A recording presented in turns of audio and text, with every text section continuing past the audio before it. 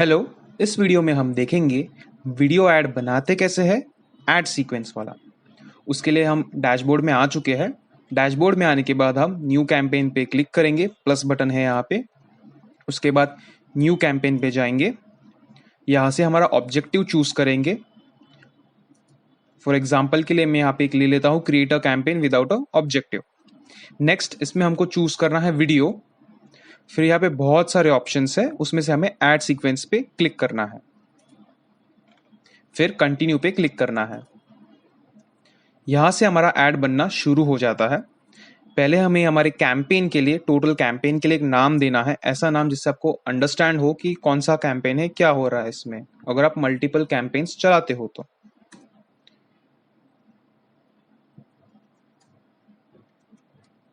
ये for example मैंने एक ले लिया है कैंपेन का नाम। Next bid strategy and target CPM के ऑप्शंस आते हैं हमें। बिड स्ट्रेटेजी में हमारी क्या स्ट्रेटेजी होगी, किस तरह से हम बोली लगाएंगे हम। इसमें हमारा क्या दिया है, टारगेट सीपीएम। टारगेट सीपीएम का मतलब होता है कि एक टारगेट है, कॉस्ट पर 1000 इंप्रेशन में हम कितना पैसा देने के लिए रेडी हो, कितना विलिंग हो पैसा खर्च करने के लिए। और दूसरा हमें ऑप्शन आता है मैक्सिमम सीपीवी। आप कितना पैसा स्पेंड कर सकते हो पर व्यू के लिए, जितने भी बार आपकी ऐड दिखती है उसके लिए आप कितना पैसा देना चाहते हो। और दूसरा आता है इम्प्रेशन के लिए, एक व्यू का हो गया और एक इम्प्रेशन का हो गया। इस सिनेरियो के लिए मैं अभी यही रहने देता हूं। नेक्स्ट हमारा आता है बजट एंड डेट्स। बजट में क्या होता है कि हमारे टोटल कैंपेन में हम कितना स्पेंड करना चाहते हैं, वो हमें अमाउंट यहाँ पे लिखना होता है। यहाँ पे आप कैंपेन टोटल के हिसाब से कर सकते हो या फिर डेली अमाउंट के हिसाब से कर सकते हो। For example daily I want to spend 1000 rupees only, इससे ज्यादा मुझे स्पेंड नहीं करना है। गूगल क्या करता है, जरूरी नहीं है कि 1000 रुपीज ही स्पेंड करेगा। ऐसा भी होगा कि 1000 से 1200 भी हो जाए या फिर परसों 900 भी हो जाए, ऐसा भी हो सकता है। पर टोटल महीने में आपका जितना भी होगा, मान के चलो 1000 है तो अप्रोक्सीमेटली 30,000 होगा, तो 30,000 के बजट के ऊपर कभी नहीं जाएगा। नेक्स्ट हमें ऑप्शन क्या क्या दिया जाता है यहाँ पे कि start date and end date, वो आप चूज कर सकते हो, कभी चालू होना चाहिए और कभी खत्म होना चाहिए। अगर आप एंड डेट चूज नहीं करते हो तो आपका अगर बजट खत्म हो जाता है, मतलब एग्जॉस्ट हो जाता है, तो ऑटोमेटिकली कैंपेन बंद हो जाता है। नेक्स्ट आता है नेटवर्क्स। नेटवर्क्स में कौन से गूगल के नेटवर्क पे ये हमारा ऐड जो है दिखना चाहिए। यहाँ पे जैसे आप देख सकते हो कि दो ऑप्शंस दिए हुए हैं। यूट्यूब पे तो दिखेगा ही ये। नेक्स्ट है कि video partners on the Google display network. इसका मतलब क्या होता है, आपने एक वेबसाइट खोली होगी, उस वेबसाइट में आप देखते हो कि टॉप पे, बॉटम पे, लेफ्ट साइड पे, राइट साइड पे कुछ एड्स आती है। वो क्या होता है, अगर वो गूगल के थ्रू आई है तो गूगल और वो वेबसाइट ओनर, उन्होंने पार्टनरशिप की होती है कि हमारे वेबसाइट पे आप एड्स दिखाओ। इस हिसाब से भी आप कर सकते हो कि मेरी जो ऐसे वेबसाइट्स पे दिखनी चाहिए। अगर आपका ये इंटेंशन है, आपको उन वेबसाइट्स पे भी दिखाना है, रीच और बढ़ानी है यूट्यूब से भी ज्यादा, तो आप यहाँ पे टिक्स कर सकते हो। और यहाँ पे मुझे क्यों ऑप्शन नहीं दिख रहा है, देखो आप यहाँ पे पढ़ सकते हो, हमारी गोल या फिर स्ट्रैटेजी की वजह से नहीं हो रहा है। नेक्स्ट आता है ऑप्शन लोकेशन का। लोकेशन के लिए मैंने एक वीडियो बनाया है, उसमें मैंने एक्सप्लेन किया है कि लोकेशन कैसे चूज करते हैं और कैसे टारगेट, एक्सक्लूड, रेडियस, सब चीजों के बारे में मैंने बना दिया है। इस वीडियो के लिए हम for example India he choose करते हैं। नेक्स्ट आता है लैंग्वेजेस। बाय डिफॉल्ट जैसे आप यहाँ पे देख सकते हो कि ऑल लैंग्वेजेस हो चुका है। अगर आप एक स्पेसिफिक रीजन में एक स्पेसिफिक लैंग्वेज को टारगेट करना चाहते हो तो यहाँ पे आप लिख सकते हो, बहुत सारी लैंग्वेजेस दी गई है गूगल ने, वहाँ पे आप वो सिलेक्ट कर सकते हो। नेक्स्ट इंपॉर्टेंट चीज आती है डेमोग्राफिक्स। डेमोग्राफिक्स और ऑडियंस सेगमेंट काफी इंपॉर्टेंट है। क्यों? क्योंकि ये हमारे ऑडियंस को पिक करता है, हमको चुनना पड़ता है हमारे ऑडियंस को। तो यहाँ पे डेमोग्राफिक्स, अब जैसे हम प्रीवियस वीडियो में आपने देखा होगा कि डेमोग्राफिक्स क्या होता है, ये सब 4 चीजों के बेसिस पे हम टारगेट करते हैं।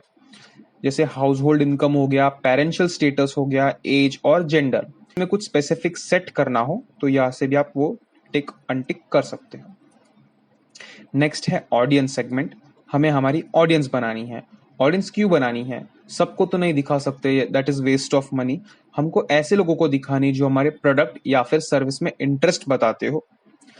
फॉर एग्जाम्पल मेरी कंप्यूटर की मान लो शॉप है, मैंने कंप्यूटर का एक ऐड चलाया और मुझे एक लैपटॉप का प्रमोशन करना है, तो मैं लैपटॉप एंड नोटबुक्स पे क्लिक करूंगा।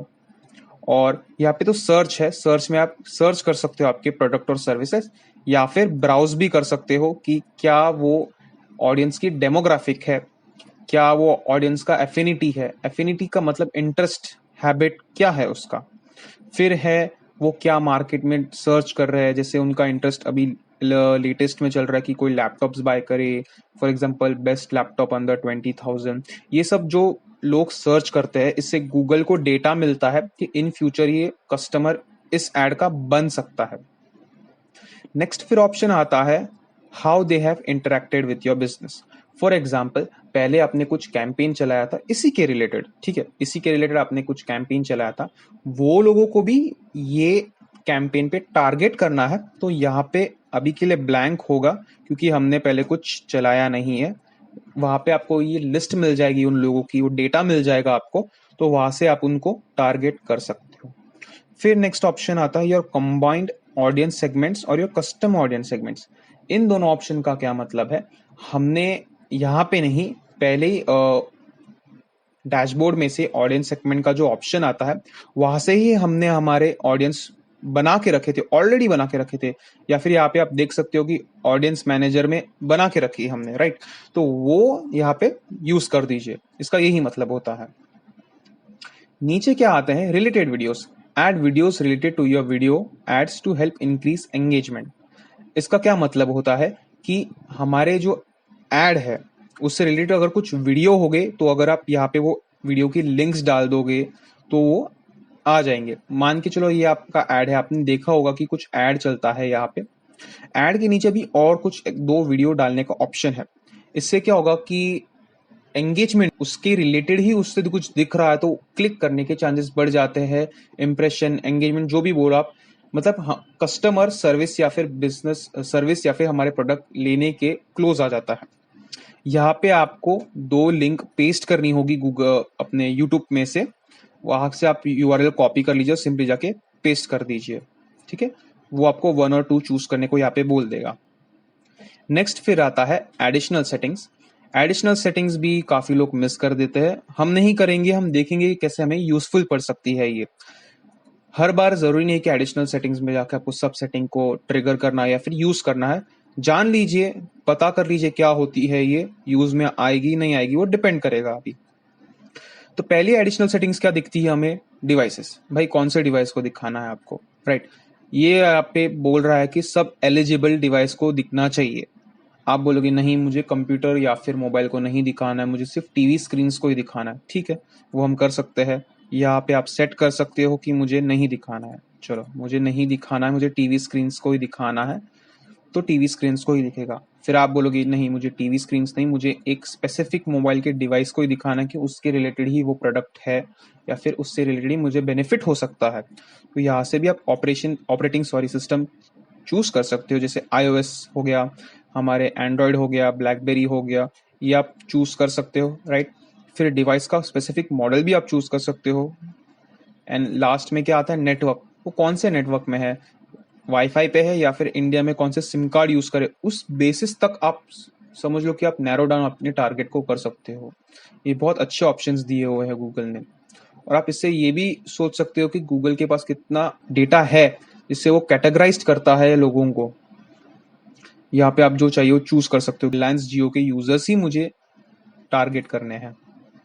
नेक्स्ट आता है फ्रीक्वेंसी कैपिंग, चलो वो देख लेते क्या है। उसके लिए भी मैंने एक वीडियो बनाया था कि मेरी जो एड है उसकी क्या फ्रीक्वेंसी होनी चाहिए, कितने बार वो दिखनी चाहिए एक पर्टिकुलर यूजर को। तो उसके भी दो ऑप्शंस दिए हैं, वंस एवरी 7 डेज, वंस पर 7 डेज, 7 दिन में एक बार तो दिखनी ही दिखनी चाहिए। और सेकंड ऑप्शन है वंस पर 30 डेज, 30 डेज में एक बार दिखनी ही चाहिए। ये समझ में आ गया आपको। नेक्स्ट ऑप्शन क्या आता है, एड शेड्यूल। एड शेड्यूल का मतलब होता है मेरी एड कितने बजे से कितने बजे तक दिखनी चाहिए। अब ऐसा होता होगा कि आपको 1000 इंप्रेशंस मॉर्निंग या फिर आफ्टरनून में तक मिल जाते होंगे, पर एक्चुअल आपकी ऑडियंस जो है, एक्टिव ऑडियंस है, जिसको आपको प्रॉपर टारगेट करना है, वो नाइट में है। तो आप सिंपल शेड्यूल करा सकते हो कि भाई मेरा मान के चलो कि 5 बजे से लेके रात को 12 बजे तक मेरी ऐड दिखाओ, तभी मुझे इंटरेस्ट आ रहा है दिखाने में, तो वो भी आप इजीली चूज कर सकते हो। और डेज के हिसाब से भी चूज कर सकते हो एंड टाइमिंग के हिसाब से भी चूज कर सकते हो आप। और एडिशनल मतलब जरूरी नहीं ना कि एक ही पर्टिकुलर वो टाइम फैक्टर होगा कि 6 से 7, 6 से 8, आप 2-3 भी ऐसे डाल सकते हो कि मान के चलो सुबह 10 से 12 या फिर रात को 5 से 8, ऐसा भी आप कर सकते हो। मल्टीपल एड शेड्यूल्स रख सकते हो।